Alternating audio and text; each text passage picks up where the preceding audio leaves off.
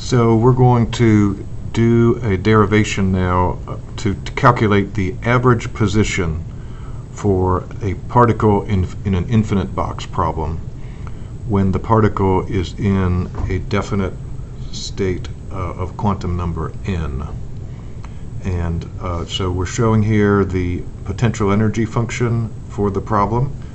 The box is represented by the black line, and we're making this an infinitely high walls to the box so that the wave function describing this particle must be 0 for all positions to the left and right of the box. By applying the boundary conditions at the edges of the box and also using the separation of the position and time variables, we solved in class the time-dependent Schrödinger equation to find the time-dependent wave function describing the particle. We wrote it as a product of a position wave function and a time wave function, and by applying the boundary conditions we found that the energy of the particle is quantized. N represents the quantum number. It's an integer, and this was the space part of the wave function. The time part is represented by this complex exponential function. And so that's the solution to the problem for all values of x inside the box. Just as a reminder, the angular frequency for state n, which is the energy divided by h bar, and the energy for state n we derived in class goes as the square of the quantum number, like this. So all of that was derived in class. So the problem we're going to now solve is to find the average value of the position in state n. We're going to put brackets around that x to indicate it's an average. Sometimes people will write it as just a subscript average. So again, the wave function psi tells us something about the probability of measuring the particle to be found at different positions x.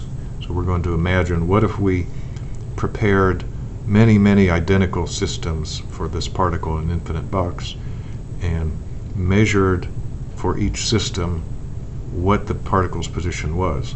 We won't get the same value for that measurement every single time because it's determined randomly. However, we will be able to predict what's the average value. All right. So in quantum mechanics, the way to calculate the average value for any observable is you take the operator O for that observable, and what we're going to do, so I'm going to say that's the average value of O. O could be any operator. Is you do the integral over all possible values of position. What you have to put is the conjugate wave function, psi star. Then you put the operator, whatever that is, and then you operate on the wave function. And that's the general method for finding the average value of any observable thing. That could be position, that could be the energy, that could be the momentum, whatever.